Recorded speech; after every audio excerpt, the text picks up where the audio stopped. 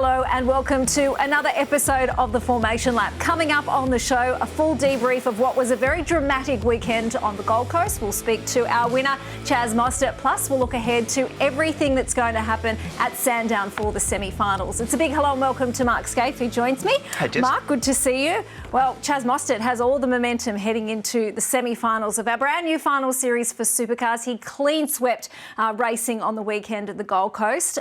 From what we've seen so far of Chaz this season, how would you rate that performance? Well, it was absolutely superb. I mean, especially the Saturday. The Saturday just had unbelievable pace, didn't he? And I think the overwhelming thing for me was the level of intensity from the weekend. You know, we talk about finals, but we talk about the images we saw on the streets of the Gold Coast. And what a wild weekend it was. I mean, we saw from day one, as soon as the cars rolled out, they were fast on the lap record on the first flying lap, essentially. And then the course of the weekend, it was wild. It's such a cool racetrack when you see those images, and then you see someone like Chaz, who we always talk about his prowess on street circuits. He showed it off on Saturday and Sunday. I'm interested to get your thoughts on the level of intensity that we saw over the course of the weekend, whether that was as a consequence of this final series that we've now got. Was it the nature of the street circuit? But it just felt like the drivers were punishing the cars in a way we've never seen before. I mean, you referenced those images of the way they launched them off the chicanes, all four wheels in the air. It made actually global news. Yeah. Have you ever seen anything quite like what we saw on the Gold Coast? No, I think that's the wildest. Like these images like that there with Cam and then Chaz, and then off the back of that with Matty Payne. The cars are in the air for 45 metres or so, and that's fast. Like these images from the back, they're the best slow-mos I've ever seen through turn 9 and turn 10. And when you think about how much torture that those cars are placed through the course of 250k on both days, how they survive, I don't know, Jess. It was unbelievable. But to your point about intensity, I've never seen it so intense there. I think the finals thing does breed that. I mean, we always know that, as we get down to the closing stages of the championship, it's building, building, building. But it doesn't build any better than that on the streets. And I reckon the event seems to have its mojo back too. Yep. It had a great crowd. It had a great atmosphere. It was on. Yeah, it certainly was. So we've eliminated 3 finalists now. Brodie Kostecki, Ryan Wood and Anton De Pasquale were the unlucky ones to miss out. I think it's probably fair to say they're all mixed up in their fair share of drama. That was probably why they've been eliminated. For Ryan Wood, I felt really sorry for him. That was not his fault at all. Another mechanical failure for them. But were they necessarily the ones that you thought would opt out going into the Gold Coast? No. I actually thought that Ryan Wood and for sure Kostecki would make it through. And then the drama with Brodie with that crash and another mechanical failure here with Ryan Wood. That's, 2 weekends in a row when you take Bathurst into account with the Gold Coast. So for him, frustrating closure to the year, probably helps Chaz a little bit, and we'll talk to Chaz about this. And then Anton, right at the end, has this move on Courtney, and you'll always have 2 sides to this story. It takes 2 to tango with these ones. He fired down the inside of turn 11. There were some great passes at that spot through the course of the weekend, but that was a controversial one, and that ended up putting Anton out. So he's still going to play a role, Jess. When we talk about Sandown in a little while, Anton will be up there somewhere. He'll be very fast at a place like Sandown. Yeah, well, there was no doubt about it. All the momentum is with Chaz Mostert as we head into the semi-finals. He joins us now on the line. Hey, Chazzy, great to catch up with you. I imagine there's been a fair bit of debrief after the Gold Coast. Tell me, heading into that weekend, did you think you could be as dominant as you were? Oh, hey guys, thanks for having me on. But yeah, still pretty in disbelief, to be honest. After Gold Coast, the car was so fast, and to be honest, you guys haven't spoken about me for quite some time, so it's really nice to put a weekend together and to be able to reward the team's hard efforts. So obviously, everything that happened at Bathurst for us as a team, having 2 cars fail there, and yeah, it's been a whirlwind year, but it's really cool to find some momentum in the first round of finals. Hey, Chaz, I was just talking about your Saturday performance because I thought maybe on the super soft tyre, the car was better on the Saturday versus the Sunday.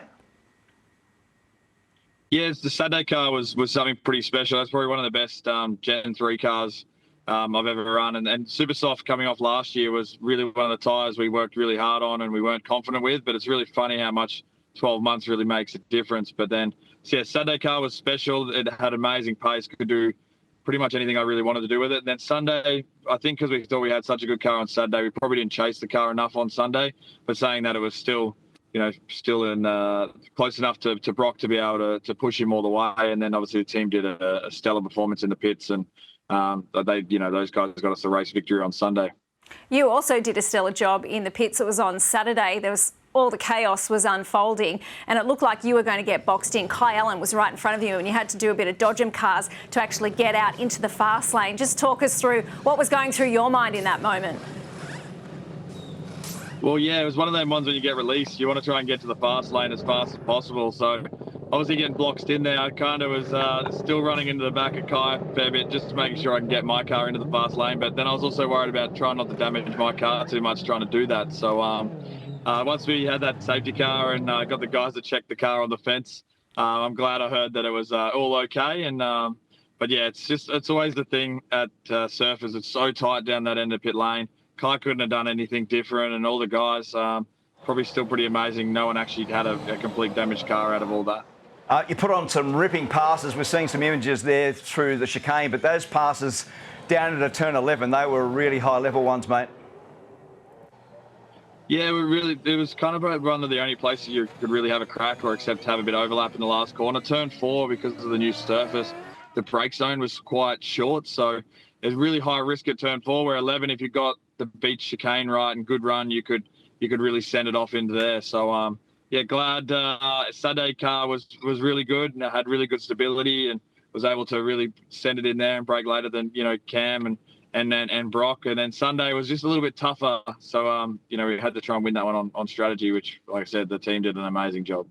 So clean sweeping the points on the weekend has now elevated you to second in the championship, and as we reset heading into the semi-finals at Sandown, you're now only 30 points behind Brock Feeney. Tell us how that, I guess, changes your mindset heading into this part of the finals. What do you need to go to Sandown and do? To be honest, I didn't really think any different of how we kind of thought all year into Gold Coast, and it's funny, like you have all that finals talk and what you need to try and do. I think I'm not smart enough to quite work out what I need to do other than just try and drive the car as fast as I can, and same with the team. So obviously you proved at Gold Coast, if you just try to win the race and we're trying to make sure you're on the podium and have good race weekends like that, the rest looks after itself. And no doubt going to Sandown, we'll just try the same mental approach, which is try and win the race. And if we can do that, the rest will sort itself out.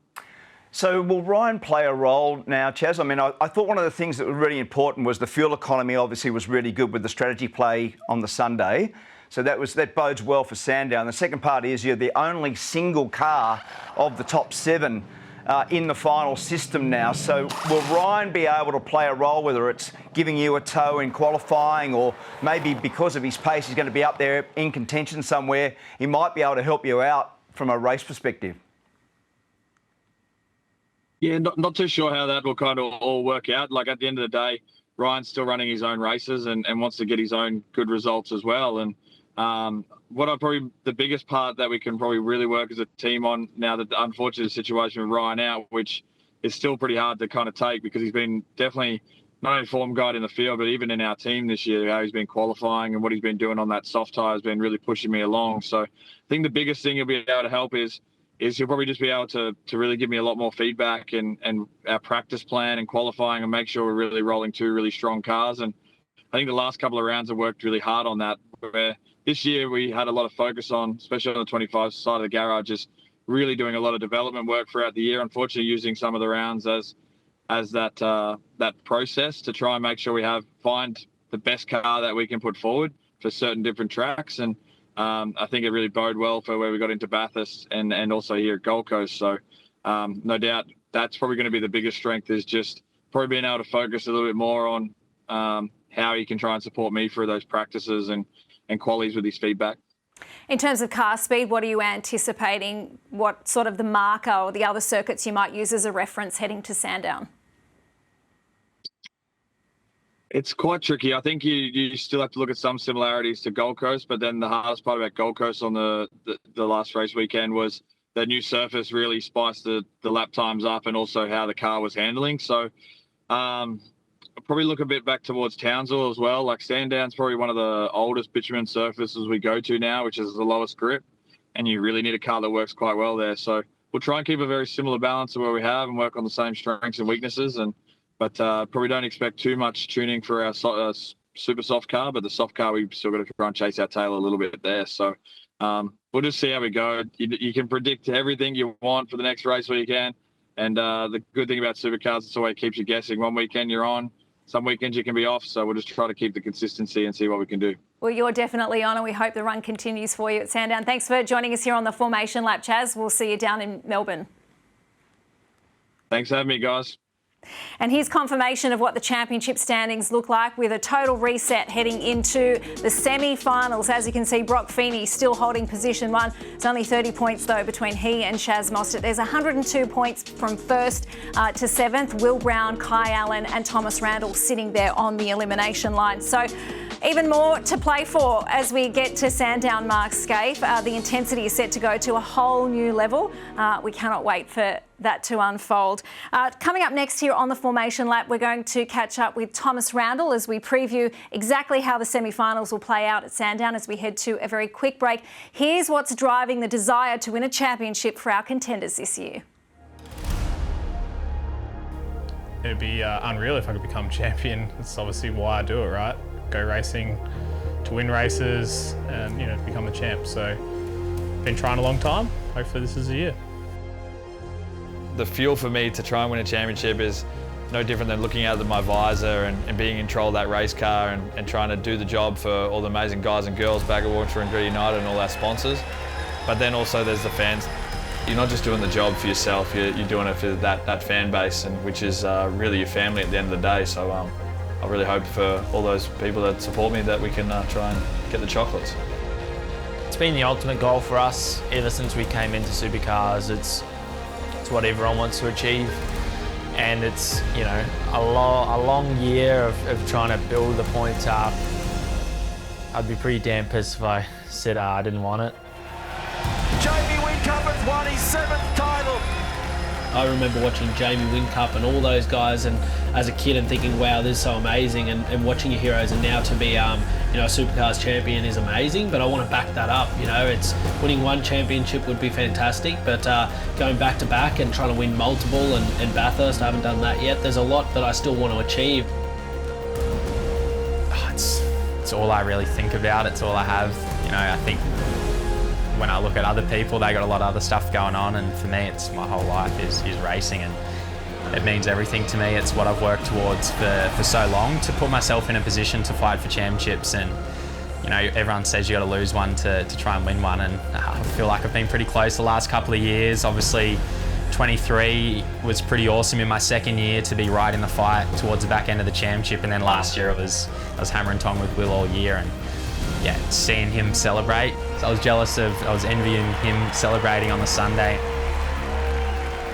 Look, the fuel's always burning inside me, and I think I've shown that this year and made another big step forward in I suppose my pace and everything that's come with this year. But as we know, finals changes. I think the cream will rise to the top, and the best man will still win the championship. And as I said, I'm pretty happy with the 3 tracks that are the final series, and I'm certainly happy with Adelaide being the grand final, but we got to get there and just put our best foot forward. But yeah, I'm working hard behind the scenes to make sure we can be there in Adelaide.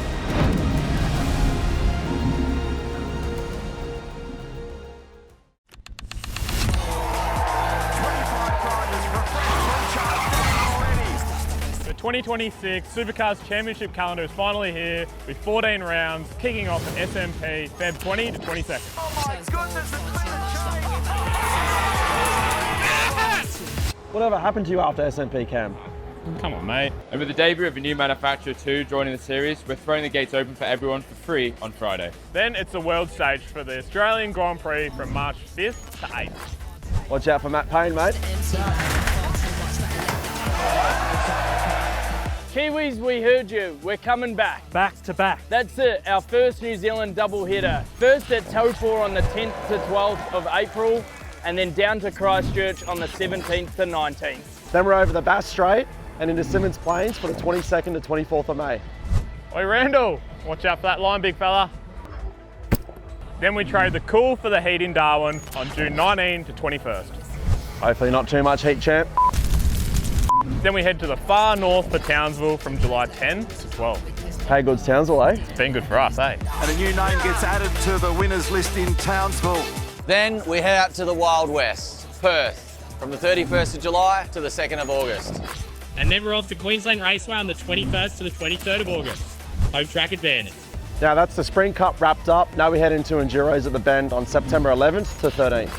Then it's on to the big one, Bathurst, from the 8th to the 11th of October. Kangaroos, burnouts, and of course beers. Hey, did you ever apologise to Kai? No.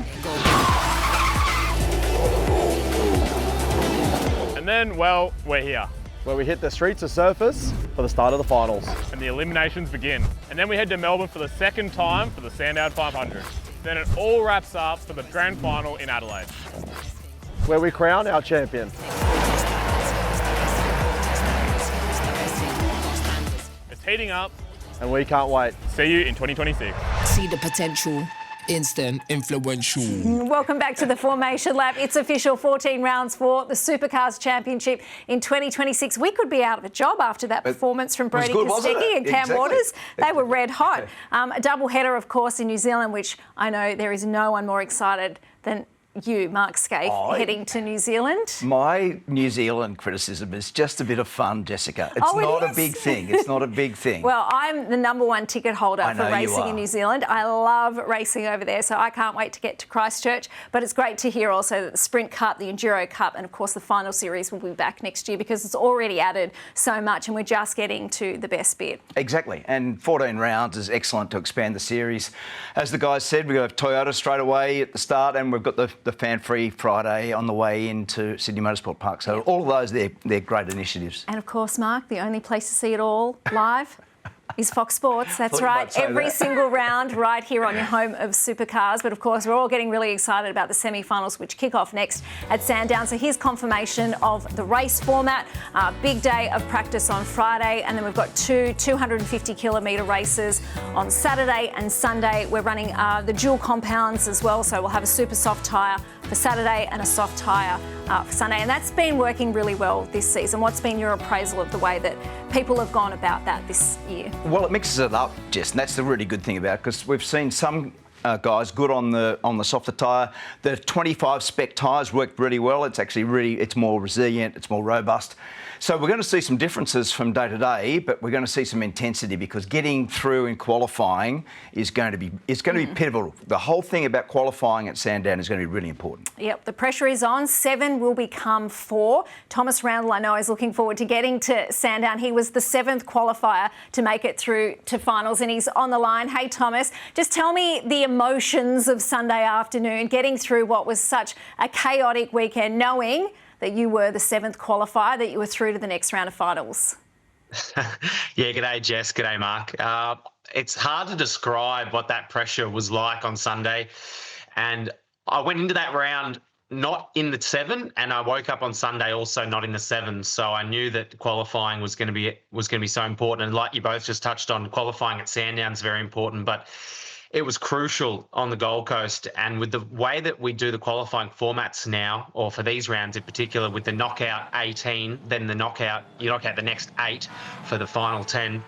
There's some footage of, just missing that lap in the first qualifying, which set us back to 14th. But the pressure was immense. Then with Will Brown's red flag on Sunday, I knew that there was going to be one lap and we just had to do the time. I was pretty nervous, had to really just stay composed. And it's not like a normal track where there's runoff and all those sorts of things. You've got to be right up against the walls. And the chicanes this year were just so fast. So they felt fast for us anyway. Managed to sort of nail the lap, got in the shootout. Then the shootout was really strong as well. So that put us in a great position for the rest of the day. And it was at that point, it was kind of like, well, yeah, we're still not in the 8. We're still not in the 7. And absolutely had to nail the race. And the first stint was great. The last stint was really challenging. Got pretty intense those last 10 laps. So I wouldn't have minded if the race was 75 laps long, not 85 laps.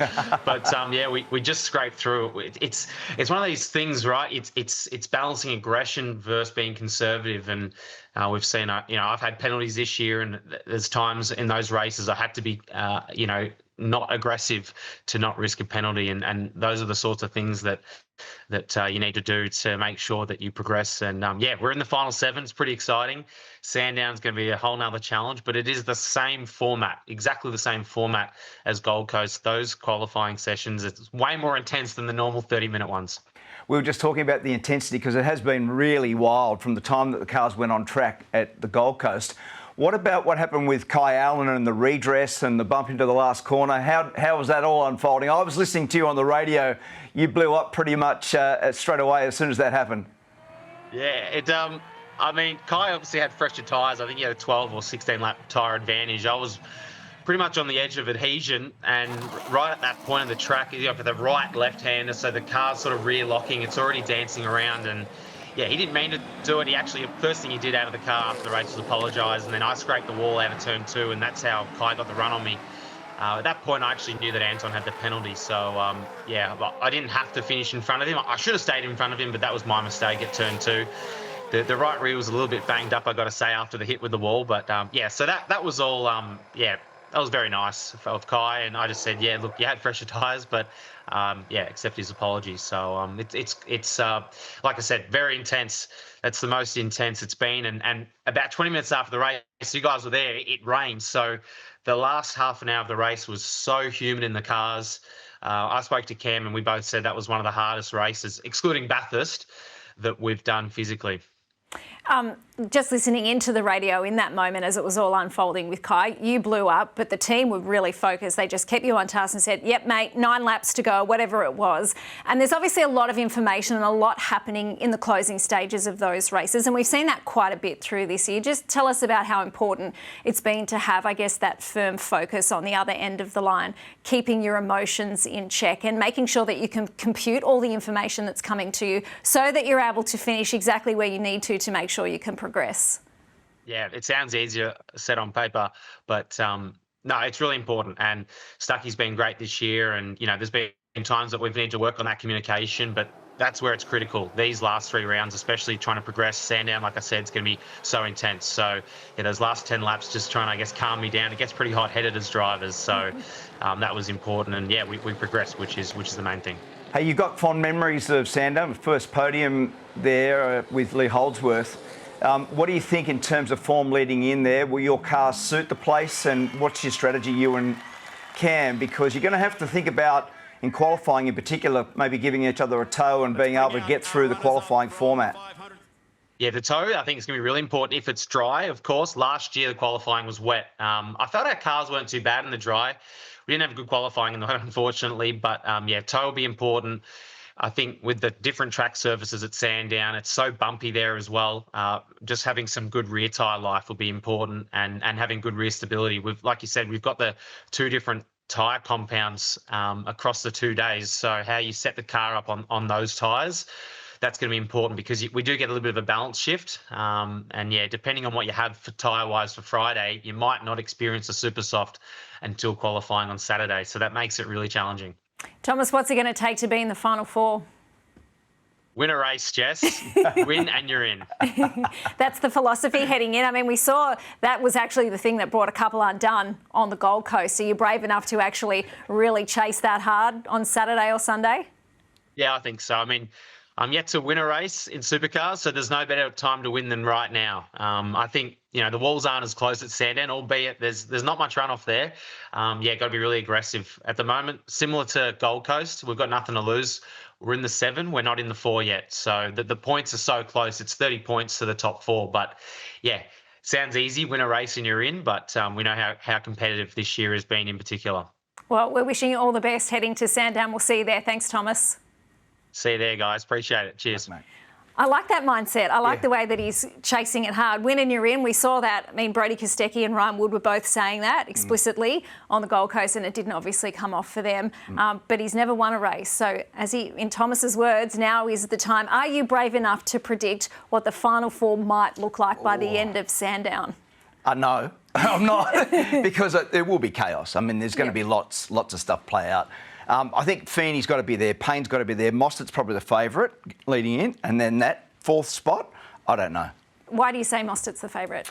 I think single car of the top 7 will make a massive difference. Even double stacking in the pit area at Sandown, that would be catastrophic. So I think that will play into his hands. Well, we'll have you covered for every single second of the Penrite Oil Sandown 500. Our live coverage kicks off from the 14th of November. As I said, 250-kilometre races of the best kind of supercars racing you'll see. Mark Skate, thank you for your company here on the Formation Lap, and thanks for joining us at home. We'll see you at Sandown trackside.